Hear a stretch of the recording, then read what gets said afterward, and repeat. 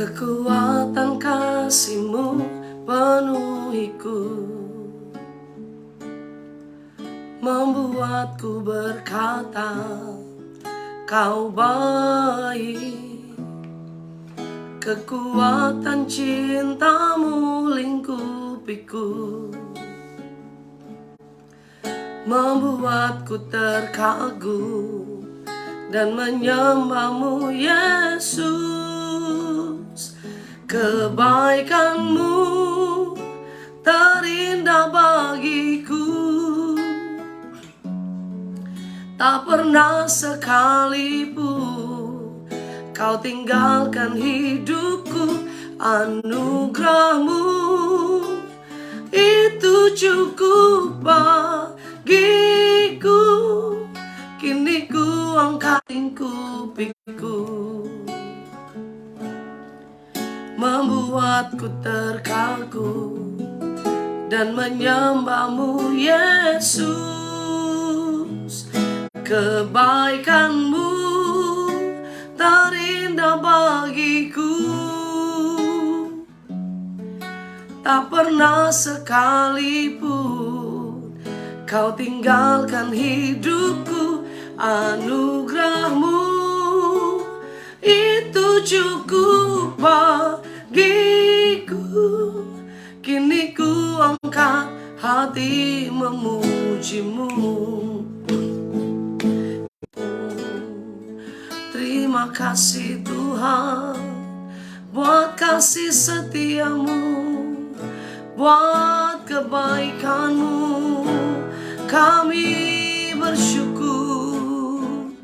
Terima kasih Yesus, Engkau Allah yang baik. Terima kasih Bapa.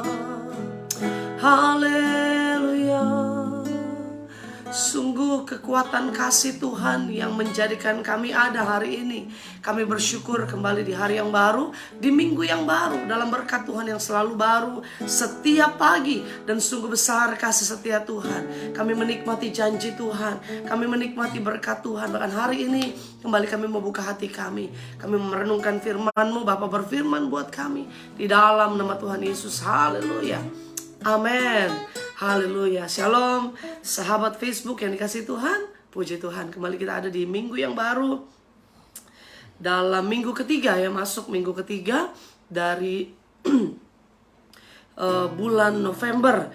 Nah saudara dikasihi Tuhan, kita buka dalam Mazmur 103 ayat yang pertama sampai ayat yang kelima. Pujilah Tuhan hai jiwaku, dari Daud.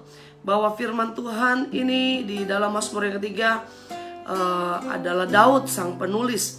Pujilah Tuhan hai jiwaku, pujilah namanya yang kudus, hai segenap batinku. Pujilah Tuhan hai jiwaku, dan janganlah lupakan segala kebaikannya.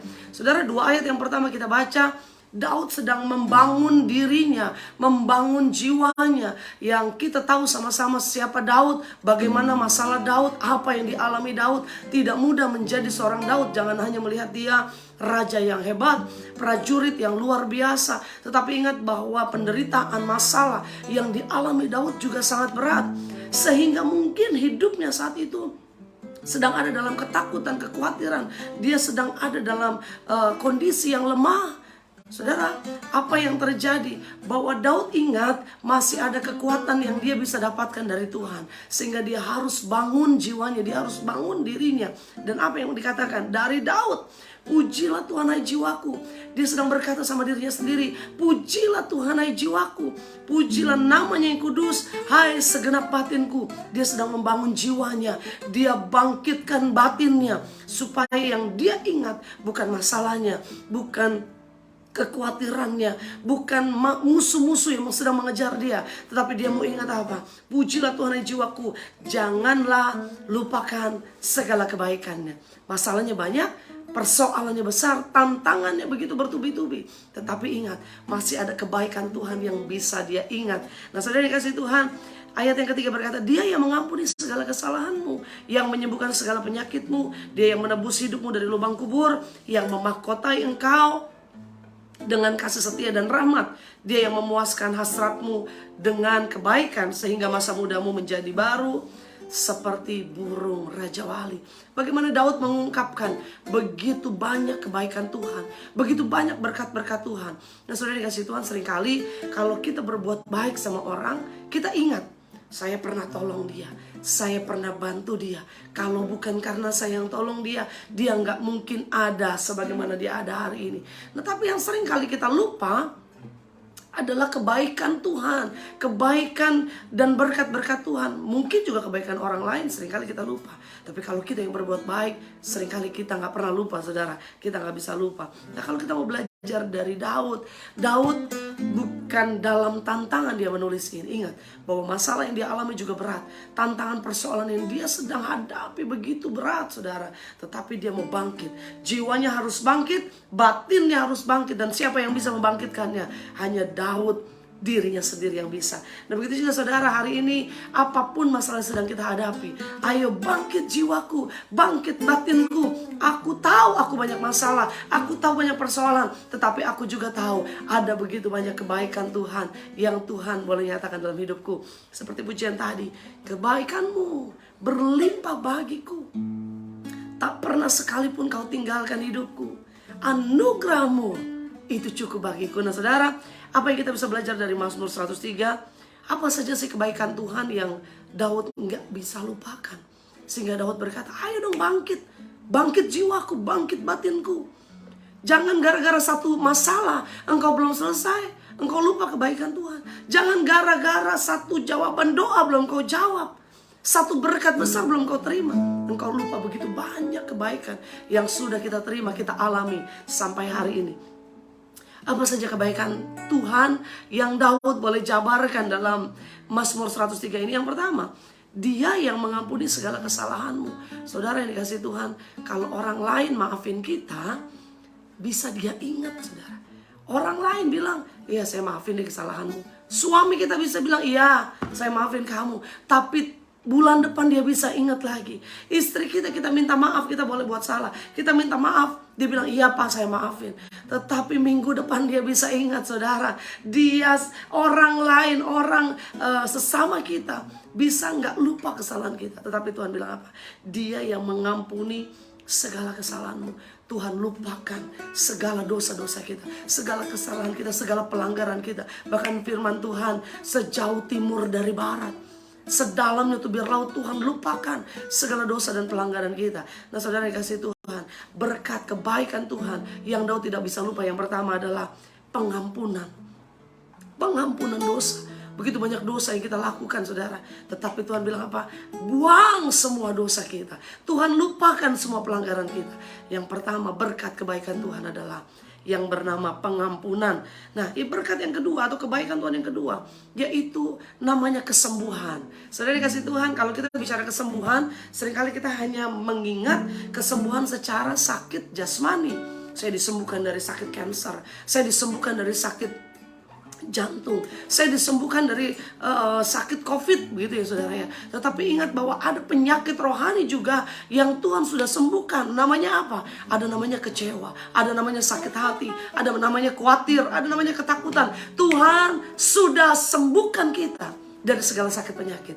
Jadi artinya apa? Kesembuhan yang Tuhan berikan buat kita, kesembuhan dari sakit jasmani juga terjadi, kesembuhan dari sakit rohani juga terjadi. Karena gini, kalau kita sakit rohani, sakit jasmani bukan hanya disebabkan dari penyakit mungkin gaya hidup, tetapi ada juga penyakit jasmani yang disebabkan dari penyakit rohani. Kalau kita stres, kalau kita depresi, kalau kita simpan dendam, simpan kecewa, ujung-ujungnya kita bisa ngalamin penyakit jasmani juga, saudara. Tetapi Tuhan yang kita sembah, Dia mencurahkan kebaikan, sehingga kesembuhan yang kita dapat bukan hanya jasmani, tetapi rohani kita juga disembuhkan, sehingga kita menjadi orang-orang yang menang, yang percaya. Katakan amin. Nah, berkat kebaikan Tuhan yang ketiga apa sih yang kita sudah terima? Ayat yang keempat, Dia yang menebus hidupmu dari lubang kubur, yang memahkotai engkau dengan kasih, setia, dan rahmat. Berkat kebaikan Tuhan yang ketiga adalah yang bernama penebusan dosa. Karena hanya satu pribadi yang bisa menebus dosa. Hanya ada satu pribadi yang bisa mengampuni segala dosa pelanggaran kita, yang bernama Yesus Kristus. Dialah anak domba Allah. Hanya darah anak domba yang bisa menebus segala pelanggaran dan dosa-dosa kita. Dia yang menebus hidupmu dari lubang kubur. Artinya begini saudara, seharusnya, selayaknya kita ada dalam kebinasaan, kita ada dalam dosa, kita ada dalam kehancuran, kita ada dalam maut. Karena upah dosa adalah maut. Tetapi karena ada satu pribadi yang mau menyerahkan nyawanya buat saudara dan saya, sehingga apa? Kita tidak lagi menerima kebinasaan, kita tidak lagi mendapat maut. Tetapi yang kita dapat adalah apa? Hidup yang kekal. Nah saudara, sehingga firman Tuhan bilang apa? Memakotai kita dengan kasih setia dan rahmat. Karena ada penebusan dosa, sehingga kasih setia, rahmatnya, itulah yang dicurahkan dalam kehidupan kita. Jangan cuma bilang, Tuhan begitu besar kasih Tuhan, tapi Tuhan kamu tebus dosa kita, Tuhan kamu selamatkan kita. Tapi karena sungguh ada kasih setia dan rahmatnya, dia buktikan lewat pengorbanan di atas kayu salib. Yang bangga punya Tuhan yang luar biasa, katakan amin. Nah berkat yang keempat, kebaikan Tuhan yang keempat yang Tuhan juga curahkan. Dia hujani kita dengan kebaikan, dia limpahi kita dengan kebaikan. Adalah apa namanya? Ayat yang kelima, dia memuaskan hasratmu dengan kebaikan. Nah saudara yang kasih Tuhan, berkat kebaikan Tuhan yang keempat, dia puaskan kita, dia limpahi kita, dia hujani kita dengan apa? Dengan kebaikan, dengan pertolongan. Nah sehingga masa mudamu menjadi baru seperti pada burung Raja Wali. Kenapa? Pemazmur atau Daud mengungkapkan ini. Apa sih kebaikan Tuhan yang begitu luar biasa? Yang keempat yang Tuhan curahkan, yang bernama pertolongan Tuhan. Saudara, siapa di antara saudara yang sudah melewati banyak pertolongan Tuhan, sudah mengalami banyak kemurahan Tuhan? Nah ini dia yang Daud juga rasakan. Pertolongan Tuhan dia alami. Ada banyak waktu di mana Daud bisa saja mati. Ada banyak waktu di mana Daud bisa saja celaka. Tetapi seringkali dia melewati, bahkan dalam lembah kekelaman sekalipun firman Tuhan katakan apa? Dia tidak takut bahaya. Sebab ada gadamu, ada tongkatmu. Artinya ada pertolongan Tuhan, ada perlindungan Tuhan. Itu yang Daud terima setiap waktu dalam hidupnya. Sehingga dia bilang apa?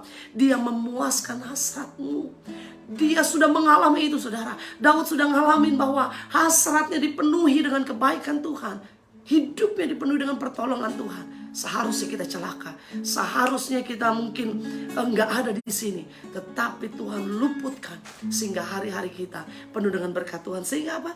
Masa mudamu menjadi baru seperti pada burung Raja Wali. Kenapa pemazmur mengungkapkan ini? Masa muda kita. Saudara bilang, ya tapi saya sudah tua, gimana saya mau lihat masa muda saya baru seperti burung Raja Wali? Saudara jangan bilang saudara sudah tua. Hidup kita selalu muda karena ada Tuhan di dalam kita sehingga kita semangat. Amin. Masa muda kita, mau kita umur 50, mau kita umur 60, kita masih muda. Karena apa? Karena Tuhan perbaharui hidup kita menjadi baru seperti burung Raja Wali. Nah kalau saya perhatikan atau saya baca burung Raja Wali, kenapa sering kali diungkapkan? Karena memang burung itu, siklus dari seekor burung Raja Wali mengalami satu siklus yang luar biasa. Ada momen, ada waktu di dalam kehidupannya, di pertengahan hidup seekor burung Raja Wali adalah dia mengalami satu perubahan hidup. Ya kan? Kalau burung Raja Wali itu biasanya paruhnya, kukunya, bulunya itu bertambah panjang. Nggak ada yang potongin kukunya saudara, nggak ada yang potongin paruhnya, nggak ada yang copotin bulunya saudara. Tetapi apa? Pada saat dia sudah merasa bahwa bulunya, kukunya, paruhnya sudah semakin panjang, seekor burung Raja Wali akan mencari tempat yang tinggi. Dia akan mencari tempat yang sunyi, di mana dia akan berusaha untuk melepaskan paruhnya. Dia akan melepaskan, mencopoti kuku-kukunya yang panjang itu. Dia akan mencoba mencopot paruhnya, mencabut bulu-bulunya saudara. Dan saudara tahu bahwa itu sangat menyakitkan. Itu sangat melukakan karena copotin kuku itu sakit saudara. Nah kenapa dia harus lakukan itu? Karena Karena itu adalah proses dalam kehidupannya, supaya waktu dia copotin kuku-kukunya, dia akan mengalami perubahan. Akan ada pertumbuhan kuku yang baru, akan ada pertumbuhan paru yang baru. Begitu juga waktu bulunya dicopot, sakit rasanya. Bulu-bulu satu persatu dia harus copotin, sakit. Tetapi apa? Waktu sakit itu dia alami, dia ingat, kalau ini tidak saya lakukan, saya tidak akan mengalami perubahan, tidak akan ada pertumbuhan bulu yang baru. Nah saudara yang dikasih Tuhan, kalau kita belajar dari burung Raja Wali ini, tidak banyak, ingat, tidak banyak burung Raja Wali yang bisa melewati proses ini. Hanya sebagian burung yang bisa melewati proses ini, karena memang sakit, karena memang sangat berat, dia harus melewatinya. Tetapi yang bisa dan berhasil melewati masa-masa yang berat itu, melewati proses yang sakit itu, akhirnya burung itu menjadi baru, mengalami pembaharuan. Dia punya paruh yang baru, dia punya kuku yang baru, dia juga punya bulu-bulu yang baru. Sehingga apa? Dia semakin kuat, dia semakin kuat, dia semakin kuat karena dibaharui, saudara. Nah, Mazmur mengungkapkan ini buat kita. Kalau saudara ngalamin masalah, mungkin itu sakit, mungkin itu luka, tetapi ingat, itu adalah proses menuju pembaharuan. Karena ada sesuatu yang baru yang mau Tuhan curahkan buat hidup kita. Yang percaya katakan amin, haleluya. Dia memuaskan hasratmu dengan kebaikan. Berkat kebaikan Tuhan yang keempat, ada pertolongan. Di tengah sakit ada pertolongan, di tengah luka ada perlindungan Tuhan. Nah jangan pernah menyerah saudara yang dikasih Tuhan, karena kebaikan Tuhan tidak pernah berakhir untuk hidup kita. Kita berdoa. Bapak terima kasih Tuhan, hari ini di awal minggu yang baru, kembali kami mengingat bahwa jangan kami lupakan kebaikan Tuhan. Kami boleh melupakan pelanggaran dosa kami, bahkan kami meninggalkannya, tetapi jangan sekali-kali kami melupakan kebaikan Tuhan. Karena kebaikan Tuhan ada pengampunan, ada kesembuhan, ada penebusan dosa, dan ada pertolongan yang tidak pernah berhenti dalam hidup kami. Berkati setiap anak-anak-Mu Bapak sepanjang hari ini. Apapun yang akan kami lakukan, kami kerjakan, Tuhan membuatnya berhasil. Di dalam nama Tuhan Yesus, di dalam nama Tuhan Yesus kami siap berjalan bersama Tuhan. Haleluya, haleluya, haleluya. Amin. Selamat berjalan dalam berkat Tuhan sepanjang hari ini. Tuhan Yesus memberkati. Haleluya.